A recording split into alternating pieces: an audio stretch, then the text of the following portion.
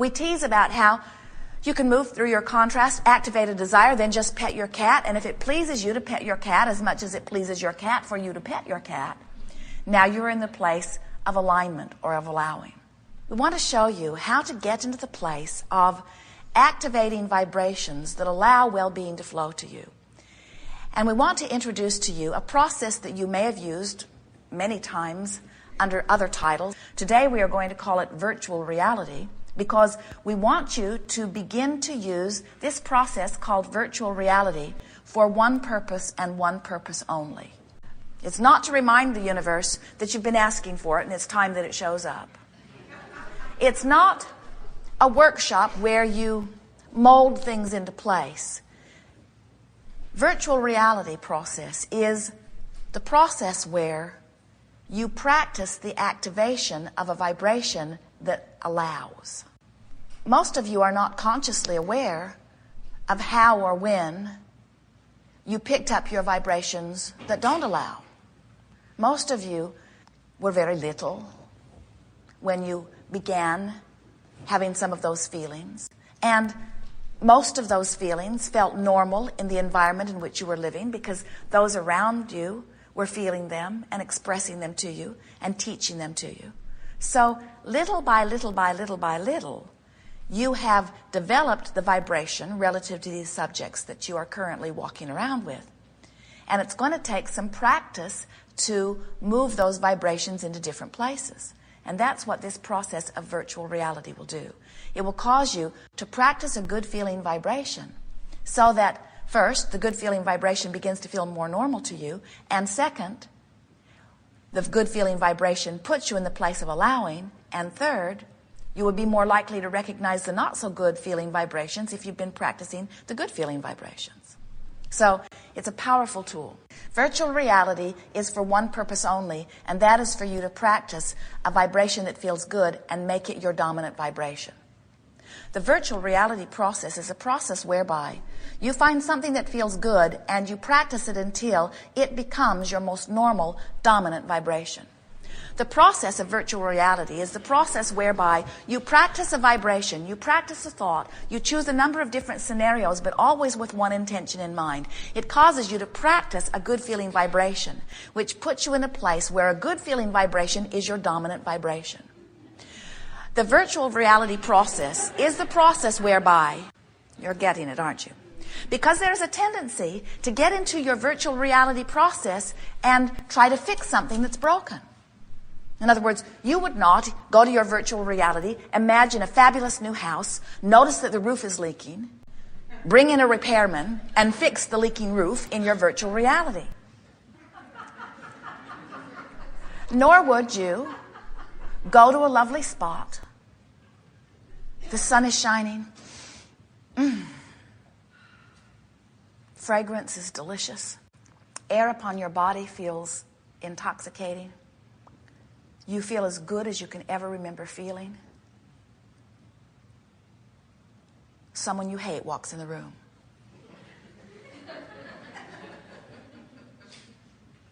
And yet, we see you when you're trying to hold yourself in a good feeling place. Often, right in the middle of your good feeling scenario, some problem comes in. Now, you know why that happens? Because when you think about a subject like relationships, or like your body, or like dollars, it's like a stick that has two ends on it.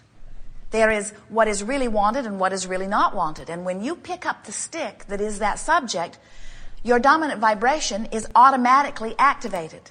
In the moment that you say, I'm going to do a virtual reality about relationships, the problems that you've been having with relationships are activated, and there you are in the middle of your virtual reality with a vibration that is not serving you, and law of attraction sort of holds you there for a while. So, the process of virtual reality is not the process where you weave scenarios together. It is only the process where you practice activation of vibrations that serve you.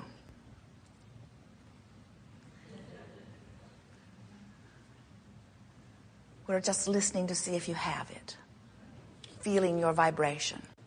The virtual reality process is the process where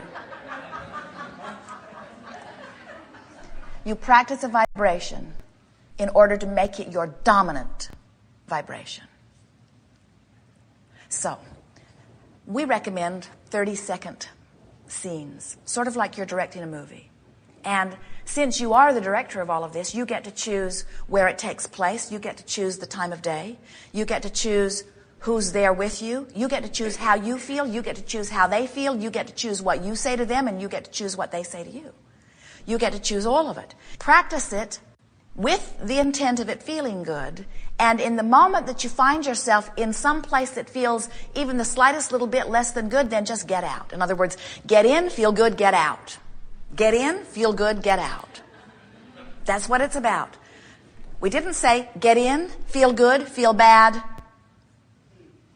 punish yourself for feeling bad, struggle about feeling bad, work on it, try to make it feel better, and then get out. So if you get in and you don't feel good, get out. Choose another approach to it, because you want to keep this virtual reality place as this clean, pure place where you go to feel good. As Jerry and Esther were driving, Esther was driving, and they had a few hundred miles that they were covering over this day. And Esther decided to make it a day where she dabbled joyfully in virtual reality. So she would pick a place, and she has many favorite places around the planet, so that was easy to do. She would pick a place, and then she would choose the time of day. And that was easy to do because every place has her special time of day for it. And then she would choose how the air feels, how the air smells, what the atmosphere looks like, and how she would feel. And that part was always so simple. In other words, she could pick a beautiful place, she could set the time of day, she could make the sun shine, or she could make it twilight, she could make it a beautiful indoor setting, she could make it an outdoor setting. Really easy to achieve that. And then she would choose how she felt, which was easy because she was responding to the atmosphere that she had already created. So far so good. And then she would bring someone else in, and then she would try to reform them in some way. And then she realized she was not using her virtual reality to her best advantage. So for a while, in fact, for about 200 miles, Esther just went places by herself or with Jerry. In other words, she did not try to introduce other people into the scenario, because other people, without you knowing it, have already activated vibrations within you.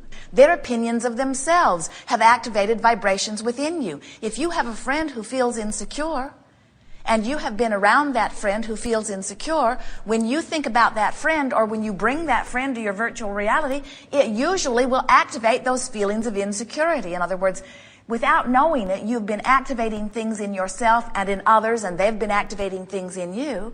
And so what we are suggesting here with this virtual reality is that you practice activating the things that feel good to you.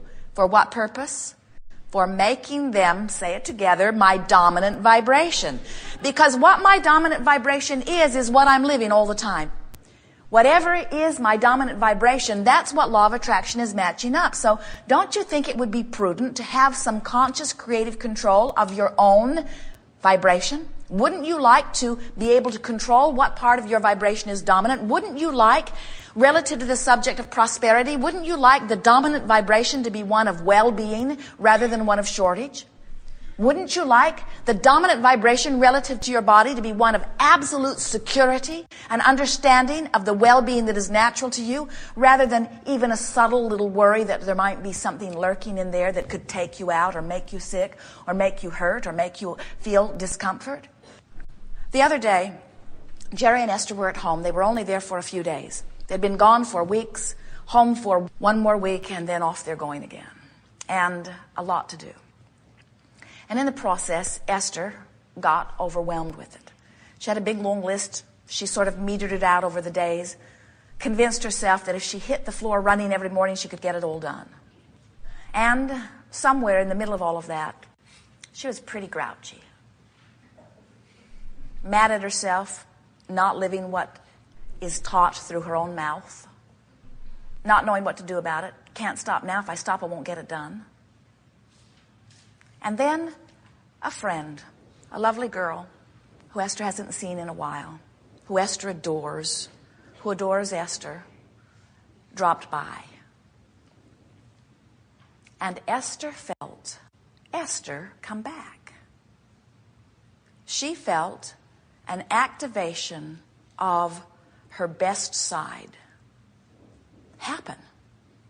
It was palpable, because in the middle of an ornery bout, when happiness happens, you notice it. Just like in the middle of a happy bout, you notice something that does not match that. And Esther said to Jerry, she activated my connection. She came with her connection, with her expectation of me being connected, and her vibration was dominant, and she restored me to my well-being.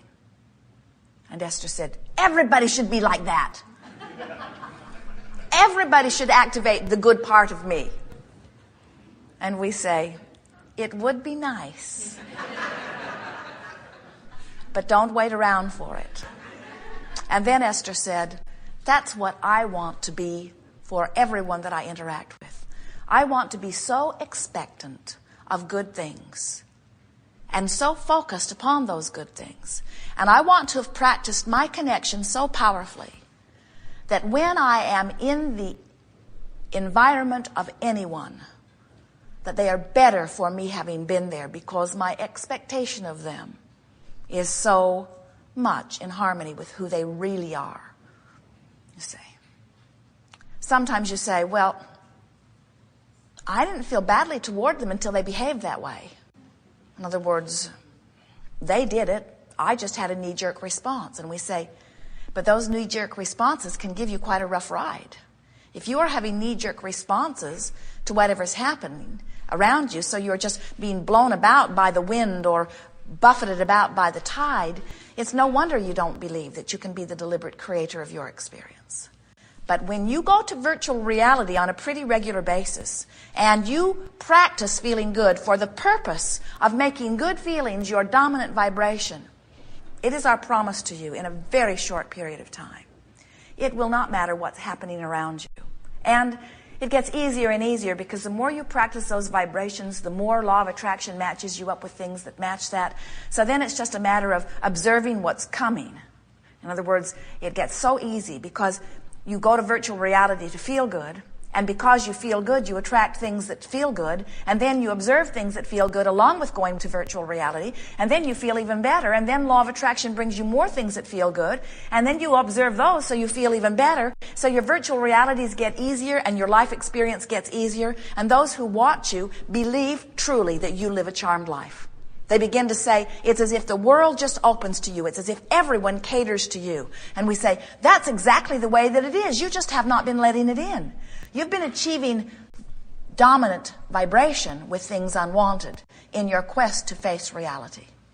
So, the creative process is 3 steps. Step 1 is ask. Step 2 is source energy answers. Step 3 is you must be in the receiving mode. Virtual reality will get you there fast. Meditation gets you there, because when you meditate, you stop thought, so there cannot be a resistant thought. When you meditate, your dominant thought is source energy. Nice way of looking at it, isn't it? Esther, for years, when she stands here getting ready for Abraham to come through to visit with you, she breathes and relaxes, and the word that she projects have been, Abraham, I want to speak clearly your words. And what she has always meant by that is she wants to relax and allow that which is Abraham to dominate this experience. And lately, since we've been talking about dominant vibrations, she says, Abraham, I want your vibration to be dominant within me. I want to release any resistance and be a perfect vibrational match to the source energy that is you. So, we are eager to visit with you about whatever is important to you. Every process that we've ever offered has been in an effort to assist you in becoming a vibrational match to your own well-being. When we talk about art of allowing, we're talking about allowing yourself to be the full recipient of the energy and life stream and lifestyle that is natural to you. Abundance and well-being and joy are the inheritance that you have expected. And this gathering is about helping you line up with that. Anything else is off your path.